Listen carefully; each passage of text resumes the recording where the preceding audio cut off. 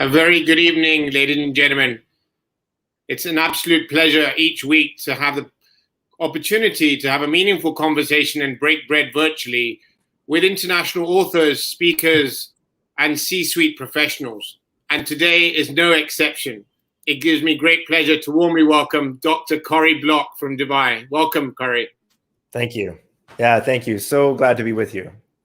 An absolute pleasure. So Dr. Corrie Block is a globally recognized business strategist, author, speaker, and the professor of strategic management at the Monarch Business School, with over 25 years experience working with over 150 companies. He delivers workshops and deep insights on employee engagement, AI, culture, tech, and innovation. I love his new book title, which is Business is Personal, and runs a leading and regional podcast featuring panels of experts. Something personal, I believe you love yoga, biking, and Spartan racing. That's quite unique. Yeah, it's true. I've been missing it, actually. I've been missing the obstacle course races because they've been down because of COVID. So I haven't raced in more than a year. But I understand they're coming back in the fall. So I'm training again. I'm trying to get myself back in shape so that I can finish the Spartan races and the NAS Night Challenge and the Desert Warrior Challenge and the Tough Mudder. So if any of you out there want to come and run a race with me, just send me a message on the side.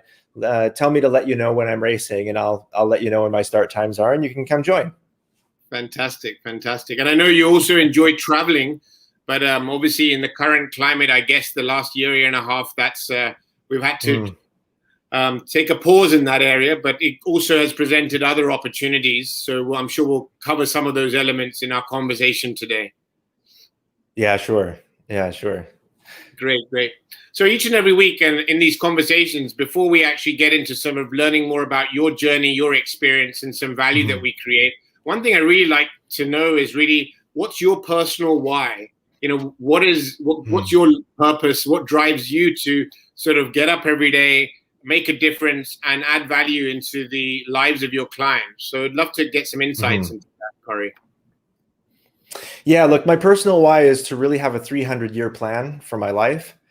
Honestly, this was the first assignment given to me in my first master's degree. I was maybe 25, 26 years old. And my professor of leadership said, okay, for your very first essay, I want 2,000 words on your 300-year plan for your life. And I was like, what does that even mean, right? How do you plan for 300 years when you know you're going to die in like 80 years? So we had to think beyond our own lives and the lives that are coming subsequent to ours, our ancestors, or not our ancestors, but our progeny and their progeny. So after 8 or 10 generations, when nobody remembers my name anymore, what's the echo of my life that I leave behind? That became a really compelling question for me, and it became really the root of my why, which is honestly to improve the quality of as many lives as I can. Now, that's not my vision statement, but that's my why. My why is I want to improve the quality of as many lives as I can, my family, my friends, my colleagues, my neighbors, and the lives specifically in the context of my work of as many employees, of as many companies as I can possibly reach. You know, each and every one of us as employees, we're dedicating half of our lives every day to economic projects that we're hoping are going to help to feed our families, take care of our children, and educate our kids, and care for our parents in their old age and all of that. And I want that time that we're giving to these economic communities to be as meaningful as possible, you know, so we don't feel like we're pouring half of our lives into something that's not giving us value or meaning back. I just hate the idea of people trading time for money. So for me, the why really is to improve the quality of as many lives as possible. And right now in my career, that's employees and their sense of meaning at work. Fantastic. Thanks for sharing, Corrie. I mean, that's something that would inspire, I think, anyone to really get up each and every day knowing that we can impact the quality of life and both personally and professionally. It's not just in the workplace with the leaders you work with, but even at home with our friends and with our family. At the end of the day, I sort of say leave the world a better place and add value each and every day to making a difference. So that's fantastic. Fantastic. I know in your book you have shared, you know, in the Business is Personal book, you talk about the meaningfulness of words. I'd love to, if you could elaborate on that a little bit more. Well, it's really interesting. When I started to dig into this, it was because I was really frustrated. I had been doing, oh goodness, it's 25 years now that I've been doing vision, mission, values, and goals for companies. So large companies will call me in to lead a strategy retreat where we get the board of directors and the executive committee and all the key players together in a room, and we argue for 5 days about what the vision statement should be and what the mission statement should be and what the values of the company should be like and all of that. So I've been leading those retreats for 25 years. Wow. After about, 10 years, I became really frustrated because I would revisit those companies. I would go back to them 6 months later and ask members of the executive committee, hey, what's the vision statement? And they wouldn't be able to tell me. So it was interesting to me, this incredible dichotomy that existed between the meaningfulness of words when we were creating them as organizations, and then the meaninglessness of those words as soon as we had created them. They would just sit like on a plaque on the boardroom wall or on the About Us page of our website, and we would just forget about them. And I thought how interesting it is that we're compelled to create them. So I started to look into the evolutionary psychology of that, and I realized that basically in groups of more than 100 to 150, humans have a very difficult time organizing ourselves. And so we've always created external texts that we've used to organize ourselves. Historically, they would be contracts or constitutions. Prior to that, they would be sacred texts, epic poems, stories, things like that. And we would organize ourselves around those narratives. And in more recent years, we've created vision, mission, values, and goals as the corporate expression of meaningful words in economic communities. So when I tapped into that, I started to realize that we could use this again. The way that we've been using it for 1 million years of human history, why don't we tap into that evolutionary momentum and take advantage of the meaningfulness of words to all humans throughout all of time and create something that's pseudo-sacred in the organization? And so then the process took on a whole new meaning. So I started to refuse, actually, companies. They would ask me, hey, can you come and do the vision, mission, values? And I would say, okay, but I'm only agreeing to do this if every single person at the table does the vision, mission, and values and goals for their own personal life at the same time. And in doing so, they get to see how their life shapes the words of the community and how the words of the community shapes their own vision for their own personal lives. So for me, that became a really compelling and really profitable, I mean, not for me, but for my clients, extremely profitable narrative, is that the visions and missions and values of each individual person in the organization is what comprises the vision, mission, values of the organization as a whole. And that became so unbelievably performance oriented. Fantastic. No, thanks for sharing, Corrie. And before I ask you, what are your vision and values? Because I'd love to know what are your personal vision values. That would also give further clarity to those listening to this conversation we're having. But what was resonating with me was really, I've been to many organizations, be it in Dubai, the Gulf, India, wherever we've traveled, and you go into these offices and they've got these large, vision statements. And if you go and ask an employee, a team member, they don't know what was on that board. It's just there. And they sometimes feel it's there for the sake of being there.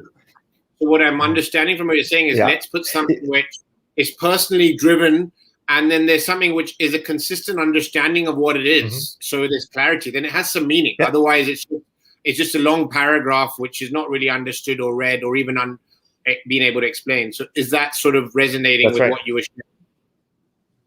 Yeah, 100%. Like I have done this in 2 of the oldest companies in the UAE, for example, the oldest manufacturing company in the UAE and the oldest trade license in the UAE, trade license number 1. In both of those companies, I've done the vision, mission, and values, and I've done the embedding work to make sure that those words are meaningful and alive in all of the documentation that exists throughout the company, and as well as in the company culture.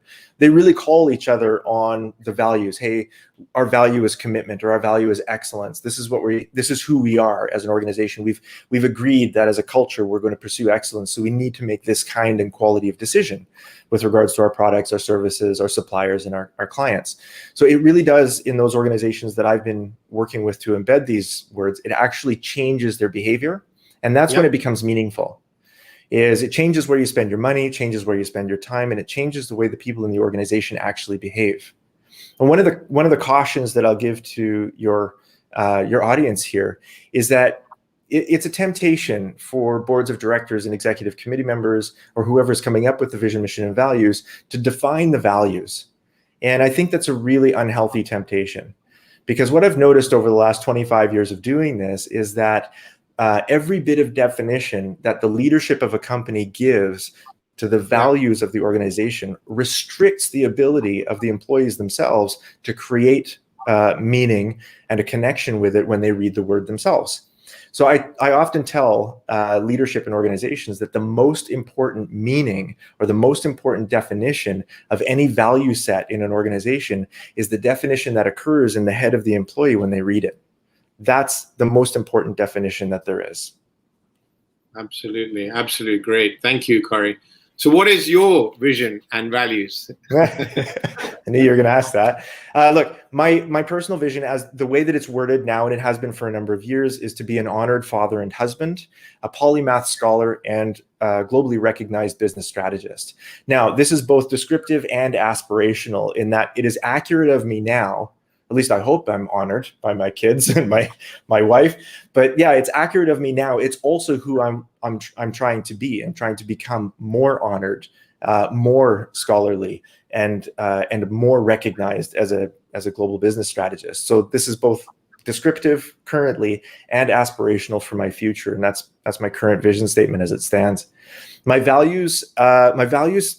Actually, it started out, I think my first value set, I was maybe 24, 25 years old when I first wrote them down. It was like 11. There was 11 words that were super meaningful to me. And over a period of like 2 decades, I slowly like took them out and I put new ones in, and then I collapsed some. And then I realized that actually some words that were in my value statement, they weren't actually values at all. They were ideals. They were things that I was hoping I was, but I actually wasn't those things. Right. A value is only really a value when it comes out through your hands and feet, right? Like when it affects your behavior.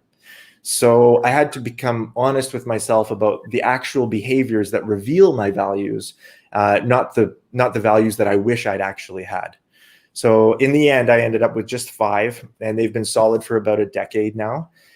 So they're curiosity, generosity, loyalty, passion, and destiny. Those are my 5 core values. And the most important meaning of any of those values is the meaning that happens in my head every time I read them. Fantastic. Now you got my curiosity. I know I've seen a sort of sheet where it has 40 different values, and I probably thought 10 or 15, but when I realized from what you just shared now, we want to revisit that and really look at the top 5 that really, really resonate, and I really am living, feeling emotionally and connected to. And I think that could add a lot of value with that clarity as well. Yeah, my recommendation would be, if you have a value set of words for yourself, start with as many words as you need to make sure that nothing important is left out, right? Then you look for synonyms, things that kind of mean the same thing, and you look for words that are they're spoken values, but they're not espoused values. That means that you say that that's you, but when you look at your behavior honestly, it doesn't actually reflect that. So then take those ones out, because they're not really values. They're just things that you wish were true about you, but aren't actually consistently true. So when you're honest with yourself and when you look for the synonyms, that'll start to take things out, and then pare off or shave off as many words as you can without losing something critically important. And my recommendation is to try to get under 10. Because more than 10 tends to be a little bit more, it tends to be difficult for people to remember. And then it tends to be difficult for you to remember to attach your behavior to those words. Now, look, no human is 100% consistent, right? We're all weird and wonderful and messy and creative and terrible and wonderful all at the same time, right? Sometimes sometimes at the same, all on the same day. So you're not going to be consistent 100% of the time, but your values should describe your behavior accurately, the kinds of behaviors that you consistently exhibit and the kinds of decisions that you consistently make with about 95% accuracy.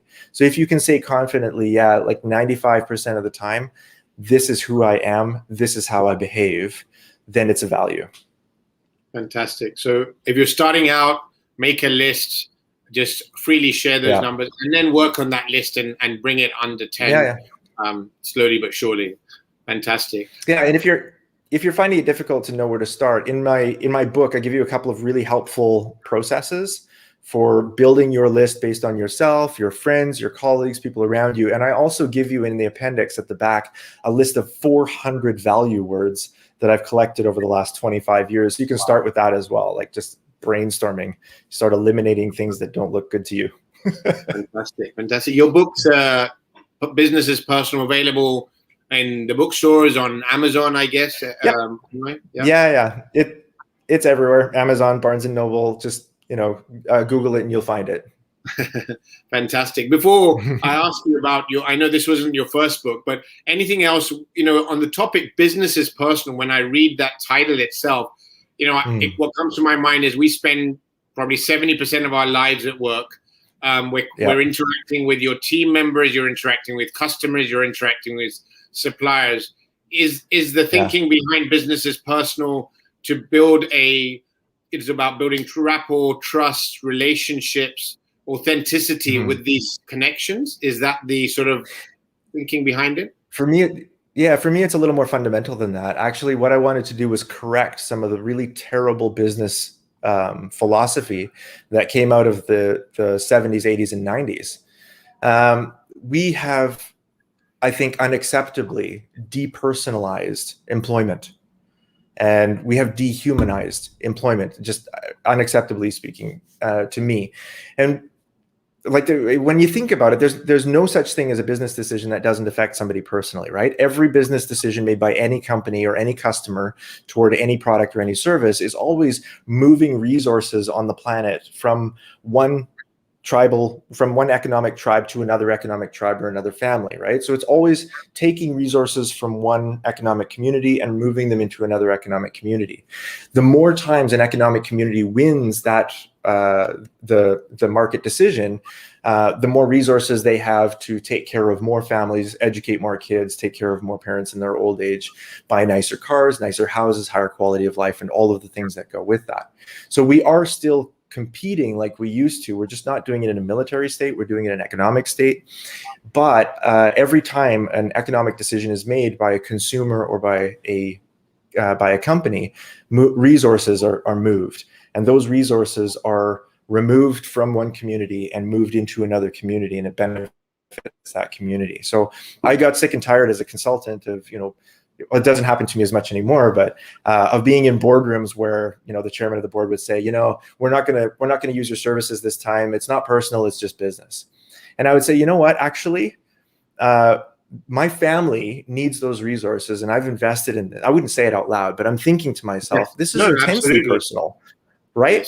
My kids need to be educated. They need to be fed. They need to be cared for. I've got to put a roof over their head. I've got to put food on the plate. Yeah, it's personal. Every business decision is always personal. And I think the idea that business isn't personal is a lie. It's a horrible myth that we invented so that we could say to each other, it's not personal, it's just business. But that's not true. It's never been true and it'll never be true. So that's one of the things that I tackle in my book, is that businesses are just a newer kind of social organization. It's an economic community where sometimes thousands and thousands of families have sent representatives from those families to work in an economic game together, so that together, as they win that economic game, all of those families are cared for. It's a different way of building tribal societies. That's all it is. But the psychology behind that, it reaches back 1 million years. And when we tap into that and we recognize it and we honor it, then business makes a lot more sense. We become more empathetic. We become better partners for each other. And the end result of that is that our performance goes up, productivity goes up, and eventually also our profit. Our profit goes up on average by 21% if we understand these principles correctly. Fantastic, Corrie, fantastic. I think sometimes it's silent conversations that we are having in our minds, but it's being, when you talk of business as personal, that really does make sense, because a lot of those thoughts that you're sharing verbally, we may not necessarily speak about, but they're definitely in our minds, because every decision we make, there is personal accountability that even takes place with your family, with your loved ones, etc. So that's great. And look, I think one of the I was going to say the one of the biggest myths that we've tackled over the last year, just because of COVID, is the myth of work-life balance. I've been talking about this for years, but I think work-life balance is one of the most horrible myths that's ever been laid out in front of employees. And it was invented in the 70s after the shareholder supremacy movement took off in business theory, so that we could tell people, hey, you need to balance your work and your life as though your work was other than your life, right?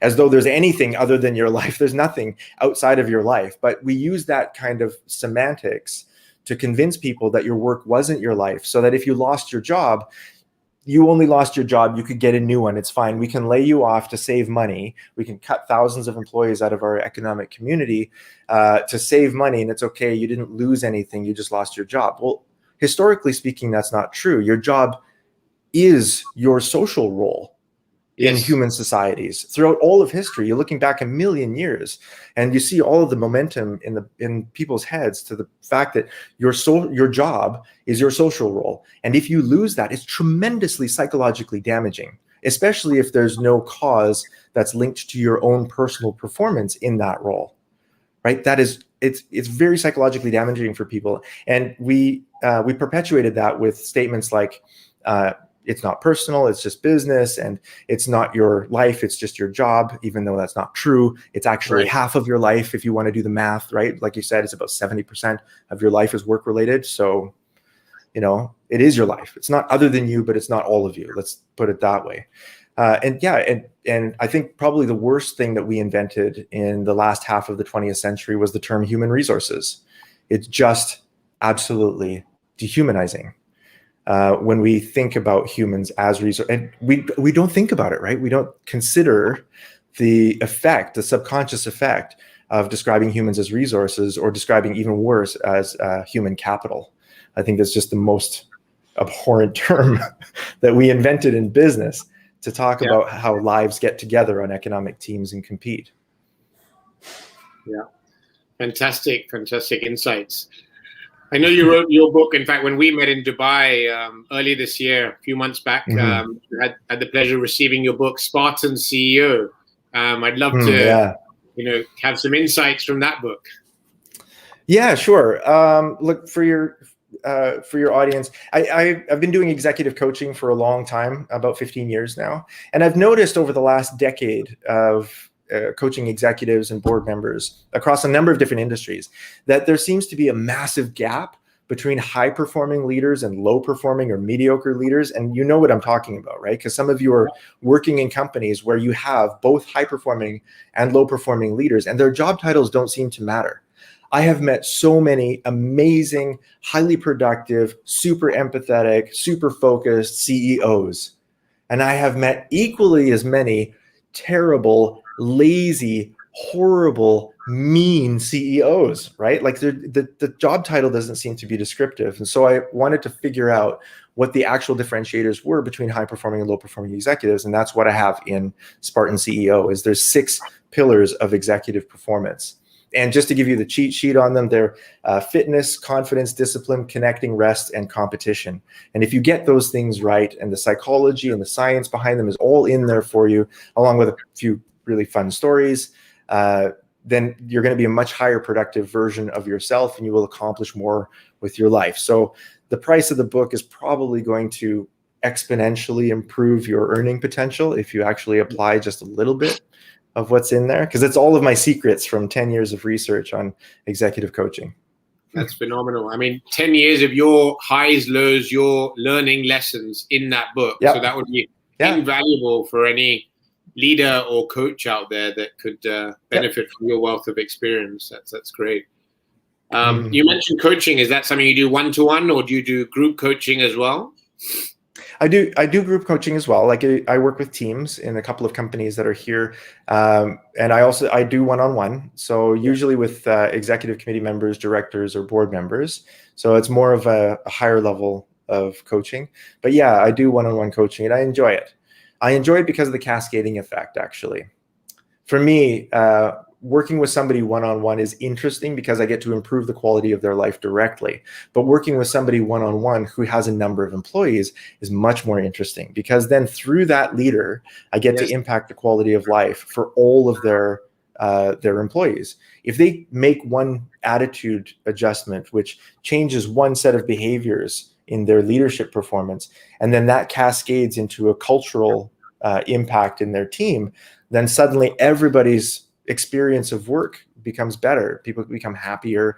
Their discretionary effort goes up. They take less leave days. They're more engaged at work. And then the knock-on effect of that is that you, as a company, you end up making more money. So for me, I think one-on-one coaching of teams is really compelling. And then one-on-one coaching of leaders who have a number of employees who can feel the effects of their leadership. That's compelling for me. I enjoy it a lot. I can imagine that would be phenomenal when it's a senior leader and they've got tens of or even hundreds of people underneath those respective teams. And the value that you create with that senior leader and the one-to-one coaching has an impact on hundreds of people, if not more, just by even one change, one major cultural change or behavioral change can add tremendous value to the experience. And automatically, if the teams are more engaged, inspired, and happier, then by default, obviously, the bottom line is improved, and that increases profitability. So that's right. That's great. That's great. The last 18 months, Corrie, it's been challenging times globally. Dubai is no exception. Where you are, India, no exception. Just wanted to get, what opportunities and learnings have you had through sort of this work from home? I know you may have a better hybrid model in Dubai, but the work from home or hybrid model, what sort of opportunities and learnings have you experienced that you could share? Yeah, I think the biggest one is just that you need to throw the idea of work-life balance out the window. It's stupid. Yeah. It's a ridiculous term, okay? And embrace something that for lack of a better term, I've coined it work-life blend, which is just embracing all of your social roles at the same time. Like we can take even now, for example, I'm with you. I'm live on LinkedIn with you. This is a part of my social role. This is not part of my family role, but it doesn't mean that I'm not a father right now. Okay. I'm still 100% father, even though you have my attention currently. And when I'm off of this call with you, I'm still 100% consultant for my clients, even though I'm with my family at that time. So I think this idea that we punch in and punch out of our social roles, that I'm, a father from 6 p.m. to 6 a.m. the next day, and then I'm a consultant from 6 a.m. to 6 p.m., or I'm a professor from these hours to these hours. I think that's a ridiculous idea. And we can't psychologically handle that kind of boxing of our lives and our experiences. We blend our lives and experiences, which is why most employees will check their emails at midnight at home, and most employees will also check their Facebook at work. It's just the way that it is. We don't have these definitive boundaries between all of our social roles. So in embracing work-life blend, I've helped a number of employees and leaders and executives really figure out, okay, how do I maintain my focus? How do I master my attention? Because those are the big tricks. When you have so many distractions around you, and those distractions not only include a mobile phone, right, where there's 10,000 engineers with 10,000 supercomputers that are smarter than you, figuring out how to break your focus every minute, every day so they can advertise to you. That's one set of distractions we have to control. And the other one is kids now running around in the background or needing to be helped with their online learning. Like, we have so many distractions that are keeping us from focus on our work or on our home. And I think helping leaders to manage their distraction and master their attention, those have been the really big skills over the last year and a half through the COVID that have been in demand for me. Fantastic. No, thank you. And I think COVID has certainly given us the clarity on work-life balance actually being, I like work-life blend, as you put it, because they are, there needs to be a seamless transition between one and the other, but you are a father 24/7, you are a coach 24/7, so we have those different hats and different roles that are part of us, and it's not just time bound, as we know, and the work from home has certainly shown us there are no boundaries that are there. That's right. That's great. Thank you so much for your valuable time and insight. So when we were in Dubai, I gave you a copy of Breaking Bread, and I'd just like to know, what is Corrie's version of breaking bread? What does breaking bread mean to you? And perhaps if you have a story or an example, you could share, that would be great. Well, I'm going to go back to what's really core for me, which is evolutionary psychology in human societies. And breaking bread has always been a best practice for people who are looking to collaborate. You don't eat with people you hate, right? And it's always been that humans throughout all of time have shared meals with people that are really important to them, or people whose collaboration or cooperation that they're seeking. So I think for me, peace building and collaboration are two of the big themes of breaking bread that really stand out to me and are meaningful to me. And as an example, this is a bit personal, but business is personal. So here you go. I met my wife because I was introduced to her by mutual friends that we had that said, hey, listen, there's this lady, she's just getting divorced and she's going through a really rough time. And we know you've just gone through that process too. Would you mind sitting down and breaking bread with her? They said having coffee, but what they mean is like, can you collaborate with her and help her through her journey? It's now 3.5 years later. We're married. We've been married for more than a year, and it's absolutely transformed the quality of my life and transformed the quality of her life. And that was an intensely meaningful partnership that was birthed out of something just as simple as a cup of coffee. And you never know what's going to come out of a cup of coffee. And very often, actually, among my clients or prospective clients, whenever there's a networking event or a networking opportunity, one of my catchphrases, one of the things you'll hear me say on like a conference room floor or just after a keynote is, hey, listen, reach out to me on WhatsApp. I'll risk a cup of coffee on it. Let's see what happens. And that for me that's the breaking bread. Fantastic. That's a great summation and a wonderful personal example, Corrie. And I resonated as you can imagine. I mean, be it coffee, breakfast, lunch, dinner, it's an energy exchange. It's personal, and it has the many wonderful stories that we will experience just by embracing it and enjoying that process. Before we wrap up, Corrie, would you have any? We do have one question in LinkedIn. I can ask you that, and if there's anything you'd like. It says, Corrie, what do you think of Richard Branson and Elon Musk? Look, what I think is these are prime examples of the fact that dissatisfaction is very, very normal. Dissatisfaction is a best practice that kept you and all of your ancestors alive for 1 million years. The fact that all of your ancestors were dissatisfied and discontent and always wanting more and always chasing something else, and the money was never enough, and the cars were never enough, and the horses were never enough, and the land was never enough, and the spaces and the kids and the influence and the number of likes on Instagram now is never going to be enough. You will never ever be satisfied. And the reason you'll never actually be satisfied for more than a few seconds is because it's a best practice for survival. Humans who are dissatisfied tend to attempt to gain more. And those who gain more, or those who attempt to gain more, typically gain more. And those who gain more have more resources to protect themselves and provide for themselves and their families and for their tribes. And those who have more resources tend to have more people around them that they're providing for. Now, if you think about it in the past, look, it was really difficult for humans to gain resources. And it was really important for us to be dissatisfied because we needed to fight for a share of the limited resources that were available on the planet. But that's not so useful anymore. Like, look around, right? We have so much. We have an abundance of resources. There's an unbelievable selection of food from which we can choose to break bread together, right? If I want anything at all, I can have it to my door in 30 minutes. It's so convenient and it's so prolific.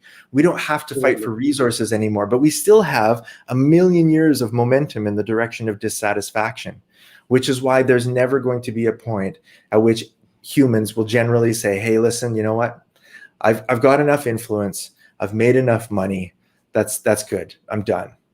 We tend to not do that because we ourselves, we are the products of 1,000 generations of successfully surviving dissatisfied humans that came before us. So that's where I think Elon Musk and Richard Branson is. There was an offline conversation that I heard Elon Musk quoted on. Now, don't quote me on this because I don't know if this is genuine or just rumor. But when he was asked about Jeff Bezos and Richard Branson flying into space this week and his opinion on that, he said, well, you know, dogs and monkeys have been to space, so I'm going to be the emperor of Mars. And that's just like the pinnacle example of dissatisfaction in the human condition and the fact that there's actually no upper limit to where we can reach as humans. And it's because of this drive that makes us always dissatisfied a little bit, always wanting better, always wanting more. So my advice to you and your audience is just recognize it. Recognize it. It's not evil. You shouldn't give in to that desire all the time, but just recognize that this is a normal human state, the state of dissatisfaction. And you can tell that little evolutionary voice inside of you, hey, it's okay, don't worry, we've got enough food, we've got enough resources, we're going to be fine, just relax. Okay, so you can talk to that evolutionary voice inside of you and tell it to relax a little bit, because it's screaming out with a million years of momentum. There's scarcity on the planet. There's scarcity on the planet. And for the majority of us in societies where we have digital toys that we can look at this through, there's no scarcity. We have abundance. We have abundance. Absolutely. Thank you so much, Dr. Corrie. It's been an absolute pleasure and privilege to have this conversation with you. Congratulations on your book, Business is Personal. For any of you who'd like to get a copy, do search on Amazon, online, Barnes and Nobles. It's available, and I'd recommend you get your own copy of that. And any closing words, Corrie, before we wrap up? I want you to live the most meaningful life possible. Just grab onto every second of every day. If we don't know how many days we're going to get in our lives, we just know that once the days are gone, they're never coming back. So scream for meaning and find that meaning, because that's another one of our evolutionary best practices. We are amazing at finding meaning in everything that we do. So find that meaning, grab onto it, make it strong for you, make it propel you, and do your absolute best to improve the quality of the lives of people around you. Fantastic. Thank you so much, Dr. Corrie. An absolute pleasure. We'll keep in touch. My pleasure. Thank you. Bye.